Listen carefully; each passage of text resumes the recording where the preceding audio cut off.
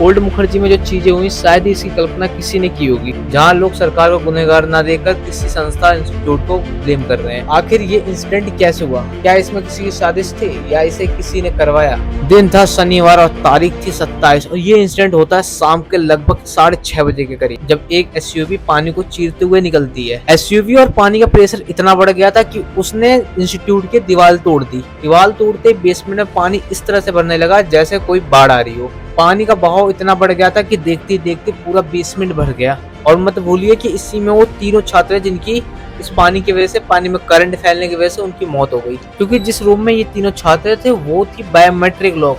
वहाँ जब छात्र बायोमेट्रिक खोलने गए तो वो नहीं खुला, क्योंकि पानी के बहाव से वो बायोमेट्रिक खराब हो चुका था। और इस बायोमेट्रिक के खराब होने से इनके पास कोई ऑप्शन नहीं बचा कि ये बाहर कैसे निकले। और जब तक एनडीआरएफ आती और पुलिस आती तब तक बहुत लेट हो चुकी थी, उन तीनों की मृत्यु हो चुकी थी। इसकी जिम्मेदारी कौन लेगा? आम आदमी पार्टी, जो अपने भाषणों में बहुत लंबी लंबी स्पीच फेंकते हैं। सफाई मेरे अंडर में नहीं आती, मेरे अंडर में आती तो अभी तक मैं दिल्ली को चमका चुका होता। अब मिलेगा, अब एमसीडी हमारे अंडर में आएगी, ऐसा माहौल है दिल्ली में कि जो दिल्ली की सीटों पे सिर्फ और सिर्फ अपना कब्जा बताती है। एक टाइम पे जब बीजेपी एमसीडी में थी तो आम आदमी पार्टी बड़े बड़े दावे करती थी। आज देख लो, आज विधायक उनका एमसीडी में वहाँ, फिर भी ये हाल है। ये क्या बात करता है यार? ये सब इंसिडेंट का कारण सिर्फ और सिर्फ ये है कि इस टाइम से नाले साफ न होना। पिछले में सिर्फ 2 दिन बारिश हो जाए, दिल्ली ना झीलों का शहर कहलाने लगता है। दिल्ली धीरे धीरे झीलों का शहर कहलाएगा। इस सब इंसिडेंट के बाद सरकार की आंख खुलती है और वो आती है एक्शन पे।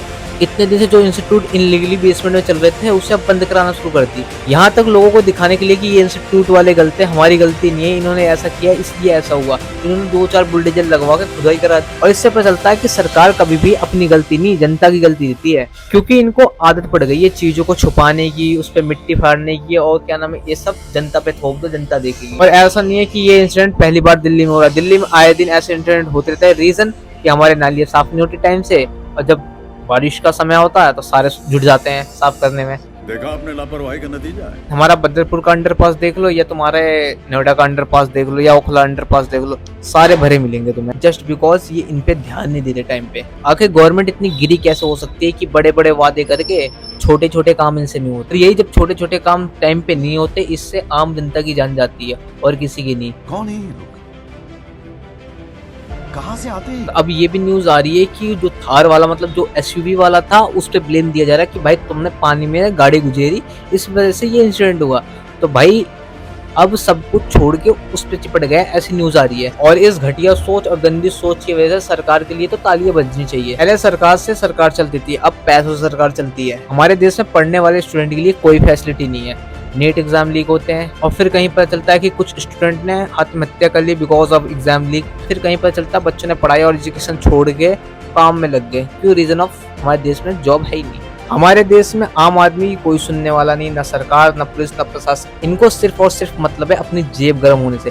क्योंकि अगर तुम किसी कार से स्पीड में किसी बंदे को मार देते हो, खाली एक ऐसे लिख दो, तो तुम्हारा काम हो जाता है, आपको कोई वो दिक्कत नहीं आती बड़ी। पहले जो जनता की मांग उठा भी करते थे वो अब दबने लगी हैं। चीजें इतनी बेकार हो चुकी है कि पिछले 15 दिन में कम से कम 12 रेल हादसे हो चुके हैं और 5 से 6 से ज्यादा ब्रिज और पुल टूट गए। और ये पुल वो नहीं जो पुराने, ये नए बने थे। अभी सिर्फ आम जनता टैक्स भर रही है और उसका कोई आउटपुट नहीं आ रहा, बस बेवकूफ बनाया जा रहा है।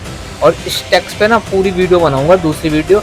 आज की वीडियो यही तक थी। वीडियो अच्छी लगी तो लाइक करो, सब्सक्राइब करो, हाँ वीडियो शेयर कर देना, बहुत दिन बाद बनाई है।